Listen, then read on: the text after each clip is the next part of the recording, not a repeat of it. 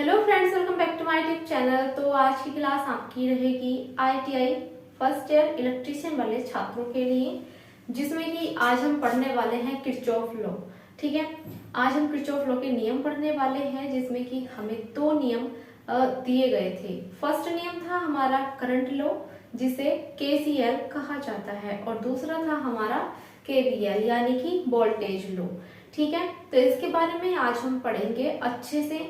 देखिए क्या था कि अभी पिछली क्लासों में थोड़ी वॉइस की दिक्कत आ रही थी, तो आज मैंने दूसरा माइक चेंज कर लिया है, तो आई होप कि आज आपको ये दिक्कत नहीं आएगी वॉइस से रिलेटेड। और कमेंट बॉक्स में कमेंट करके आप मुझे बता सकते हैं यदि कोई प्रॉब्लम होती है तो। ठीक है, तो चलिए स्टार्ट करते हैं। आज है हमारा करंट लॉ यानी कि किरचॉफ लॉ के नियम आज हम पढ़ेंगे। ठीक है,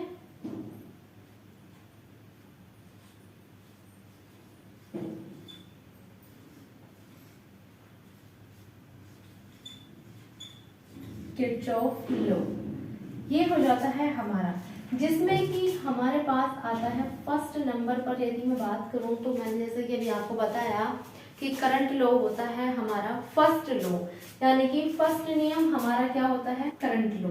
ठीक है,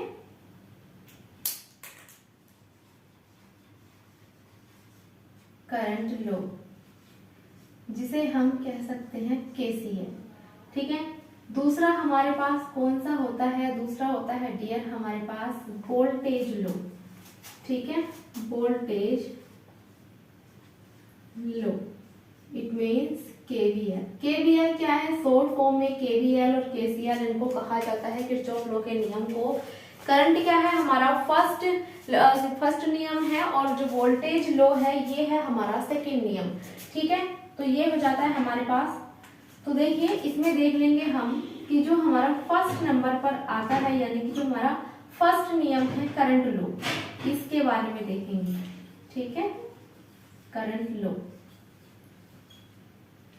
केसीएल। चलिए इसके बारे में समझेंगे अच्छे से कि ये होता क्या है। हम इसको यहाँ बना लेते हैं। ये क्या है, आपका संगम है, यानी कि संगम बिंदु है। ठीक है,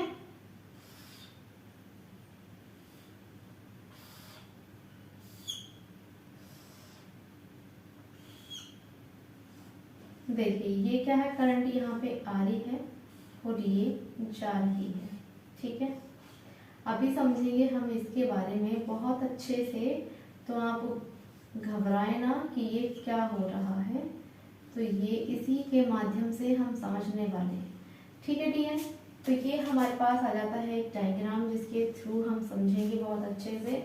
देखिए क्या होता है कि यहाँ पर, यानी कि जो मैंने आपको एक डायग्राम बनाया है, तो ये समझेंगे।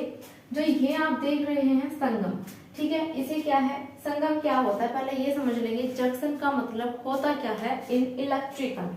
ठीक है, देखिए जंक्शन का मतलब होता है जहां पर तीन या तीन से अधिक वायर मिल रहे हो, उसे क्या कहा जाता है, संगम कहा जाता है। यानी कि जहां पर तीन या तीन से अधिक वायर मिल रहे हो, वहां पर संगम उसे बोला जाता है। ठीक है, आगे समझ में आपके, जैसे कि यहाँ पर आप देख रहे हैं कि यहाँ 5 वायर हमारे क्या है, यहाँ एक जगह पर मिल रहे हैं, यानी कि यहाँ पर इनका क्या हो रहा है, संगम हो रहा है, जिसमें क्या है हमारा I1 और I2 धारा यहाँ पर आ रही है, और I5, I4, I3 यहाँ से जा रही है। ठीक है, तो यही हमारा किरचॉफ लॉ का नियम है। जंक्शन पर आ रही धाराओं का योग बराबर किसके होता है, जो धारा यहाँ से जा रही है। ठीक है, ये आपका किरचॉफ लॉ का करंट लॉ होता है, यानी कि करंट लॉ का ये होता है। ठीक है, तो इसमें क्या लिखेंगे हम कि किसी जंक्शन पर आने वाली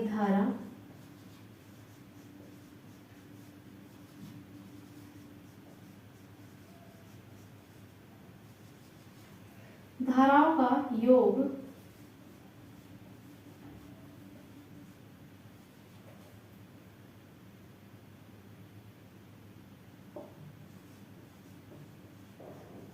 संगम से जाने वाली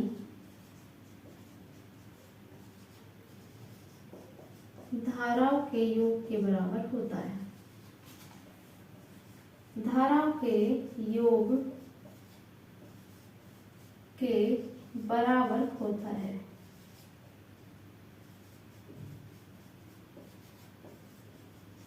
यहाँ आप देख पा रहे होंगे कि यहाँ पर I1 और I2 धारा आ रही है और I3, I4, I5 धारा यहाँ से जा रही है। यानी कि जो धारा यहाँ पर आ रही है I1 और I2, I1 प्लस I2 और जो जा रही है धारा उसके बराबर होगा। ठीक है, जैसे कि यहाँ पर आप देख सकते हैं कि I1 I2 is equal to I3, I4, I5 क्या है, यहाँ से धारा जा रही है। जैसे कि आप देख पा रहे हैं धारा यहाँ से जा रही है।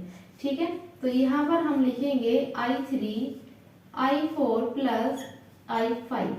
देखिए यहाँ पर आपने क्या देखा, जैसे कि अभी मैंने आपको बताया था कि संगम पर आने वाली धाराओं का योग I1 और I2 धारा यहाँ पर आ रही है। ठीक है, आने वाली धाराओं का योग किसके बराबर होता है, संगम से जाने वाली धाराओं के योग के बराबर होता है। ये हो जाता है हमारा करंट लो। ठीक है, समझ में आ गया होगा आपके अच्छे से। तो ये हमारा हो जाता है करंट लो। देखिए फॉर एग्जाम्पल हम देख लेते हैं यहाँ पर,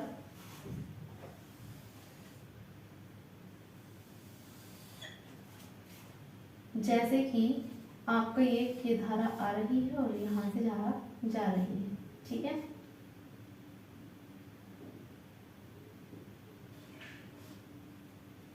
ये क्या है, धारा आपकी यहाँ से जा रही है, यानी कि 5 एम्पियर की ये धारा है और 6 एम्पियर की ये धारा आपकी है। ठीक है, फॉर एग्जाम्पल मैं आपको समझा रही हूँ। तो ये 5 एम्पियर की धारा आ रही है और 6 एम्पियर की धारा आ रही है। तो ये यहाँ पर ये पूछा है आपसे कि आई की धारा, ये वाली ये धारा क्या होगी। ठीक है, तो यहाँ पर हम क्या करेंगे, जैसे कि हमने पढ़ा था कि आने वाली धाराओं का योग जाने वाली धाराओं के योग के बराबर होता है ना। तो I इजिकल टू जो धारा आ रही है उसको हम क्या करेंगे, प्लस कर लेंगे, यानी कि यहाँ पर योग कर लेंगे। तो I इजिकल टू क्या हो जाएगा हमारे पास, 6 और 5 11।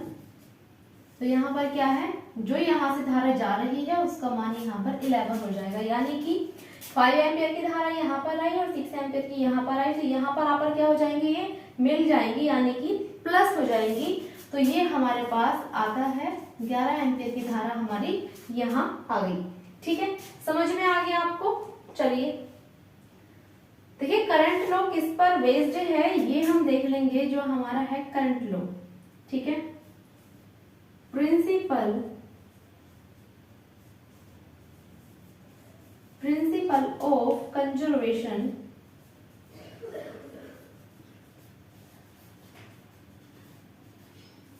कंजर्वेशन ऑफ चार्ज, इसको आप मोस्ट इम्पोर्टेंट करके लिख सकते हैं। Principle of conservation of charge, यानी कि जो हमारा करंट लो है ये किस पर बेस्ड है, कंजर्वेशन चार्ज पर ये बेस्ड है। ठीक है, तो ये हम यहाँ पर हमारा क्या हो जाता है, फर्स्ट लो हमारा कंप्लीट हो जाता है, फर्स्ट नियम हमारा यहाँ कंप्लीट हो जाता है करंट लो KCL। ठीक है, तो ये हो जाता है हमारा करंट लो। अब जैसे कि आपने देखा होगा बुक्स में summation of current is equal to 0, ये क्या है डियर, देखिए मैं आपको समझा देती हूँ। जैसे तो देखिए ये होता क्यों है, जैसे कि आप यहाँ देख रहे हैं तो ये हो जाएगा आपका I1 plus I2 plus minus I3 plus minus I4 plus I5 is equal to 0। इसका मतलब हो जाता है ये। ठीक है, अब जैसे कि आपके पास कोई न्यूमेरिकल आ जाता है, यदि आप ये वाले ये अप्लाई करेंगे तो यहाँ क्या होएगा, आपका शून्य माना जाएगा। ठीक है, ये हो जाता है हमारा किरचॉफ लॉ का फर्स्ट नियम, यानी कि करंट लॉ। तो इसको ध्यान रखेंगे, इस चीज को भी ध्यान रखेंगे। यदि आपसे क्वेश्चन में पूछ लिया जाए ये देकर कि समीशन ऑफ I इंटू बराबर क्या होगा आपका 0 किसका होता है, कौन से नियम के दिया गया है, तो आप क्या कहेंगे यहाँ पर कि हमारा ये फर्स्ट नियम है, किरचॉफ लॉ का फर्स्ट नियम, जिसे करंट लॉ के नाम से जाना जाता है। ठीक है, तो यहाँ पर हो जाएगा। चलिए नेक्स्ट देखते हैं, हमारे पास आ जाता है वोल्टेज लॉ।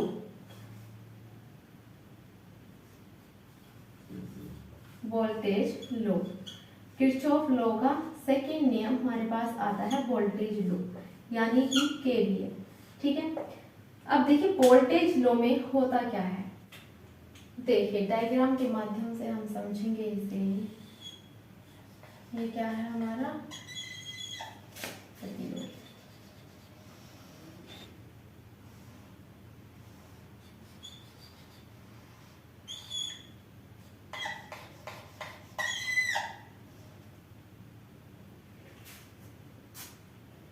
ये आ जाता है हमारा ए बी सी और डी। देखिए अब आप इसमें कहेंगे कि इसमें संगम क्यों नहीं बना। देखिए डियर, यदि आप ये सोचें कि ए और बी जो यहाँ पर मिल रहे हैं ये क्या है, संगम है, तो मैं बता दूं इसे हम नोड कहेंगे, संगम नहीं कहेंगे, इसे हम नोड कहेंगे। संगम क्या होता है, जहां पर 3 या 3 से अधिक वायर मिल रहे हो वहां पर संगम होता है, यानी कि जंक्शन कहलाया जाता है। ठीक है, तो देखेंगे इसमें क्या होता है आपका कि जहां से आप चले वहीं पर आ जाते हैं, यानी कि देखो ए से आप बी तक चलेंगे, बी से सी, सी से डी और डी से ए, तो क्या होगा, बंद लूप है हमारा। तो बंद लूप में क्या होता है, जहां से हम चलते हैं वहीं पर आ जाते हैं, यानी कि बंद लूप का मतलब होता है कि जहां से शुरू हुआ वहीं पर अंत हो जाता है, इसका ये होता है। ठीक है, तो यहाँ पर क्या हो जाएगा हमारे पास कि किसी बंद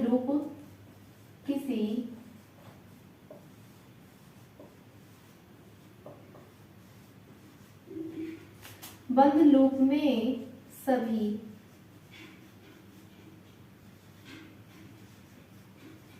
विद्युत वाहक बल तथा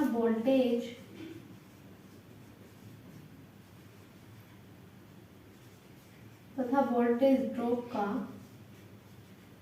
बीजगणितीय योग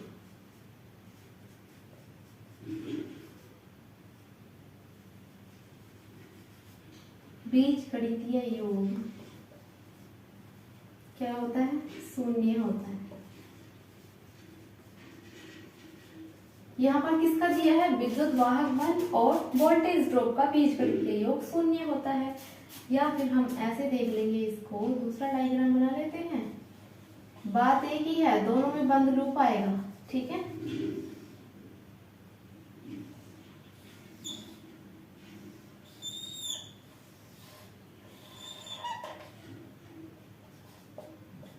बी सी और डी, ये प्लस माइनस हो जाएगा हमारे पास, ये प्लस जाएगा, ये माइनस, प्लस माइनस। ठीक है, तो ये हमारे पास क्या हो जाता है, यदि हम इसको यूं कहें कि B1, B2, B3 और B4।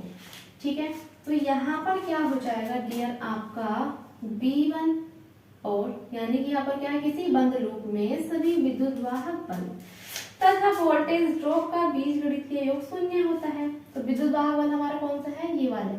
ठीक है, ये हमारा है विद्युत वाहक बल। तो यहाँ पर क्या हो जाएगा हमारा,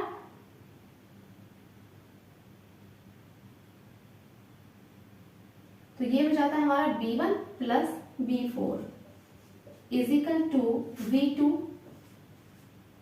प्लस B3, यही तो हो जाएगा ना B3। अब हमारा यहाँ क्या पूछा है कि क्या बताया कि विद्युत वाहक बल और वोल्टेज ड्रॉप का बीजगणितीय योग 0 होता है। B2 plus B3 minus B1 plus minus B4 is equal to 0। अब आप कहेंगे कि इसका क्या मतलब है, तो डियर इसका मतलब ये है कि जो हमारा यहाँ पर है विद्युत वाहक बल और वोल्टेज ड्रॉप, यदि हम इसे इस तरह से करना चाहें तो ये भी बिल्कुल राइट है और ये भी बिल्कुल राइट है। ठीक है, दोनों हमारे पास बिल्कुल सही आ जाते हैं। ठीक है ना। तो देखिए अगर हम इस तरह से देखें इसे कि जो हमारा ये है ना, V1 2 3 और 4, इसे हम ऐसे भी कह सकते हैं। तो देखिए यहाँ पर होता क्या है, यदि हम इसको इस तरह से लिखते हैं कि VAV, देखो VA और B, VAB प्लस V और C, VC प्लस, अब हमारे पास यहाँ क्या आएगा, VC और D, तो VC और D प्लस D और A, ठीक है, D और A। तो ये क्या हो जाता है, हमारे पास शून्य हो जाता है, क्योंकि हमसे कहा गया है कि जो हमारा विद्युत वाहक बल है और वोल्टेज ड्रॉप है उसका बीजगणितीय योग क्या होगा, हमारे पास शून्य हो जाएगा। तो यहाँ पर ये तीनों समीकरण बिल्कुल सही चली जाती हैं। इस प्रकार से हम क्या करते हैं, हमने वोल्टेज लो को सत्यापित कर लिया, ठीक है। तो ये हो जाता है हमारा वोल्टेज लो, यानी कि KVL, ठीक है, KVL ये हो जाता है। अब देखिए इसमें क्या है, कुछ पॉइंट इसमें हम नोट करेंगे। जैसे कि हमारे पास आता है फर्स्ट पॉइंट कि जो आपका होता है मेश वोल्टेज, मेश एनालिसिस में KVL और ओम्स लॉ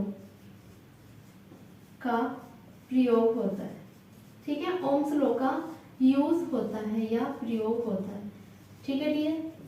सेकंड हमारे पास क्या आ जाता है यहाँ पर कि वोल्टेज लो किस पर बेस्ड है, किस पर आधारित है, ये हम देखेंगे। तो जो हमारा KVL है ये, यानी कि जो हमारा वोल्टेज लो है ये किस पर है, एनर्जी कंजर्वेशन, ठीक है, एनर्जी कंजर्वेशन पर क्या करता है, कार्य करता है या वर्क करता है, ठीक है, कार्य करता है। तो डियर ये हो जाता है हमारा किरचॉफ लॉ। बहुत ही सिंपल और सरल भाषा में मैंने आपको समझाया है। आई होप आपकी समझ में आया होगा। यदि आपको यहाँ से कोई डाउट बनता है तो आप मुझसे कमेंट करके पूछ सकते हैं, ठीक है। एक बार हम इसे फिर से समझ लेंगे। वोल्टेज लो होता क्या है, देखिए बंद है ना, ये बिल्कुल बंद है, यानी कि बंद लूप में सभी विद्युत वाहक बल तथा वोल्टेज ड्रॉप का बीजगणितीय योग शून्य होता है। ध्यान रखेंगे, बीजगणितीय योग क्या होता है, शून्य होता है। जैसे कि आप यहाँ देख सकते हैं, ठीक है, V2 plus V3 plus minus V1 प्लस माइनस V4 इज इक्वल टू शून्य, यानी कि बराबर 0। या फिर आप यहाँ पर देख सकते हैं डायग्राम 1 के अनुसार, यहाँ पर आप देख सकते हैं डायग्राम दोनों ही सही हैं, क्योंकि हमारे दोनों ही बंद लूप है, सर्किट नहीं है ये बंद लूप है, ठीक है। सर्किट किस प्रकार का होता है, देखिए सर्किट होता है इस प्रकार का, जैसे कि आप देख सकते हैं ये, ठीक है, ये हमने क्या किया, लोड लगा दिया और ये क्या कर दी, हमने सप्लाई दे दी, ठीक है।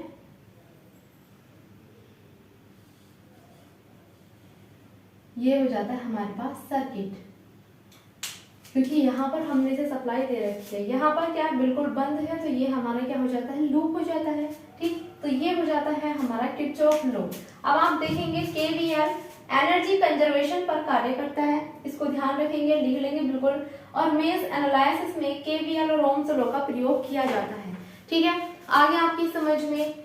और जो हमारा फर्स्ट लॉ होता है, यानी कि पहला नियम जो हमारे पास आता है करंट लॉ, इसके बारे में मैं आपको बता दूं कि जो आपके संगम पर आने वाली धाराएं हैं, संगम पर आने वाली धाराओं का योग संगम से जाने वाली धाराओं के योग के बराबर होता है, ठीक है।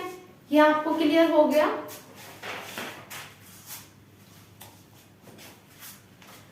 तो चलिए मिलते हैं आपको नेक्स्ट क्लास में।